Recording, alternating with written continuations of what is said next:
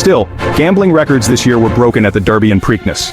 Over a week before the Preakness and before the horses running were finalized, a Preakness record of $348,000 was wagered on betting futures, up from last year's record of $260,000. All just a drop in the bucket compared to the millions that will be wagered by the time the last horse crosses the finish line.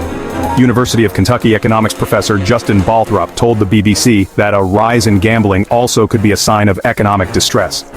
People who reach a certain level of despair will start to take on more risk, in an effort to literally gamble their way back to a place where they feel like they can be more comfortable, Professor Balthrop said. You combine that with this idea that maybe they are so pessimistic that this gives them the dopamine rush or endorphin release. Waiting in a long line on Pimlico's infield, Anthony Walker was among those looking for a little reprieve. He was glad to be able to take a few hours away from all that instability in the stock market, as well as the disruption caused by Trump's downsizing of the federal government. Mr. Walker planned to gamble. You can't come to the race without putting a little something out there, but a bit less than he might have in more certain times. I'm wagering 50% less for sure, he estimated, because of what's happening in the economy, the way this administration is taking a wrecking ball to the long-standing traditions and institutions that give credence to the American way of life. At the Preakness, there are still endless ways to get a quick dose of gambling-induced dopamine, even for as little as 10 cents.